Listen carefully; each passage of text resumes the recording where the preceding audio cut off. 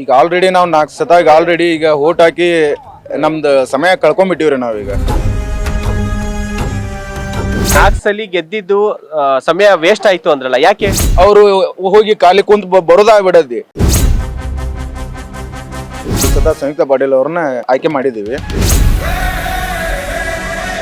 ಯುವಕರಿದ್ದಾರೆ ಸಂಯುಕ್ತ ಪಾಟೀಲ್ ಅವರು, ಅವರಿಗೆ ಕಾನೂನಿನ ಬಗ್ಗೆ ಹೇಳುವಂತ ಅವಶ್ಯಕತೆ ಇಲ್ಲ. ಈಗ 4 ಬಾರಿ ಸಂಸದರು ಯಾರು ಗದ್ದಿಗೌಡರು ಈ ಬಾರಿ 5ನೇ ಸಲ ನಿಂತಿದ್ದಾರೆ. ಮತ್ತೊಂದ್ ಕಡೆಯಿಂದ ಕಾಂಗ್ರೆಸ್ ಇಂದ ಸಂಯುಕ್ತ ಪಾಟೀಲ್ ಅವರು ಇದ್ದಾರೆ. ಸೊ ಯಾರು ಬೆಸ್ಟ್ ಅನ್ಸುತ್ತೆ ನಿಮ್ಗೆ? ಈಗ ಆಲ್ರೆಡಿ ನಾವು 4 ಸತಾಗ ಆಲ್ರೆಡಿ ಈಗ ಓಟ್ ಹಾಕಿ ನಮ್ದು ಸಮಯ ಕಳ್ಕೊಂಡ್ಬಿಟ್ಟಿವ್ರಿ ನಾವೀಗ.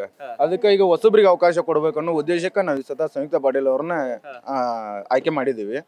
4 ಸಲ ಗೆದ್ದಿದ್ದು ಸಮಯ ವೇಸ್ಟ್ ಆಯ್ತು ಅಂದ್ರಲ್ಲ, ಯಾಕೆ? ನಮ್ಮ ಬಾಗಲಕೋಟೆ ಕ್ಷೇತ್ರಕ್ಕೆ ಯಾವುದೇ ಫಲಾನುಭವಿಗಳೇ ಸಿಕ್ಕಿಲ್ಲ ಇಲ್ಲಿ. ನಾವು ಇಲ್ಲಿ ಅವರು ನಮ್ಮ MP ಅವರು ಅಲ್ಲಿ ಲೋಕಸಭೆದೊಳಗೆ ಹೋಗಿ ಏನು ನಮ್ಮ ಕ್ಷೇತ್ರದ ಬಗ್ಗೆ ಯಾವತ್ತು ಏನು ಮಾತಾಡೇ ಇಲ್ಲ. ಅವರು ಹೋಗಿ ಖಾಲಿ ಕುಂತ್ ಬರೋದಾಗ್ಬಿಡದಿ. ಏನು ಮಾತಾಡಿಲ್ಲ ಅಂದ್ರೆ ಇಲ್ಲಿ ಏನು ಸಮಸ್ಯೆ ಇಲ್ಲ ಅಂತ? ಏನು ಸಮಸ್ಯೆ ಇಲ್ವಾ ಇಲ್ಲಿ? ಸರ್, ನೀವು ಒಂದ್ ಸತಿ ನಮ್ಮ ಕ್ಷೇತ್ರನ ಸುತ್ತ ಹಾಕಿದ್ರೆ ಅಂದ್ರೆ ಮಾದಾಯಿ ಸಮಸ್ಯೆ ನಮ್ದು ಆಲ್ರೆಡಿ ಒಂದು 100 ವರ್ಷದ ಮಾದಾಯಿ ಸಮಸ್ಯೆ ಐತಿ ನಮಗೆ. ಅದು ಇವತ್ತಿಗಾದ್ರೂ ಬಂದಿಲ್ಲ. ಅದು ಅಂದ್ರೆ ಬಿಜೆಪಿ ಎಲ್ಲಿ ಸೆಂಟ್ರಲ್ ಅಲ್ಲಿ ಬಿಜೆಪಿ ಇದ್ದು, ಗೋವಾದಲ್ಲಿ ಬಿಜೆಪಿ ಇದ್ದು, ಮಹಾರಾಷ್ಟ್ರದೊಳಗೂ ಬಿಜೆಪಿ ಇದ್ದು, ನಮ್ಮ ಕರ್ನಾಟಕದೊಳಗೂ ಬೊಮ್ಮಾಯಿಯವರು ಇದ್ದು ಮಾಡಕ್ಕಾಗಲಿಲ್ಲ ಅವ್ರ ಕಡೆಯಿಂದ. ಅದಕ್ಕೋಸ್ಕರ ಈ ಸತ ಕಾಂಗ್ರೆಸ್ಗೆ ಒಂದು ಅವಕಾಶನ ಕೊಟ್ಟು ಅದೊಂದು ನಾವು ಸಮಸ್ಯೆ ಕ್ಲಿಯರ್ ಮಾಡ್ಕೋಬೇಕಾಗೈತಿ.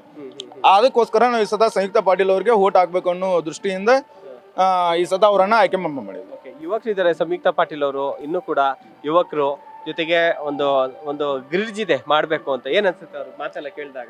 ಅವರೆಲ್ಲ ಓದಿದವರು, ಹೆಚ್ಚಾಗಿ ಅವರು ವಕೀಲ ವೃತ್ತಿಯನ್ನ ನಿಭಾಯಿಸಿದಂತ ವ್ಯಕ್ತಿ. ಅವರಿಗೆ ಕಾನೂನಿನ ಬಗ್ಗೆ ಹೇಳುವಂತ ಅವಶ್ಯಕತೆ ಇಲ್ಲ. ಅವ್ರು ನಮ್ಮ ಸಮಸ್ಯೆ ಏನೈತಿ ಅದನ್ನ ನೋಡ್ಕೊಂಡು ಅವರಲ್ಲಿ ನಮಗೆ ಏನು ಅನುಕೂಲ ಮಾಡ್ಬೇಕು ಅದನ್ನ ಮಾಡ್ಕೊಂಡ್ ಬರ್ತಾರೆ.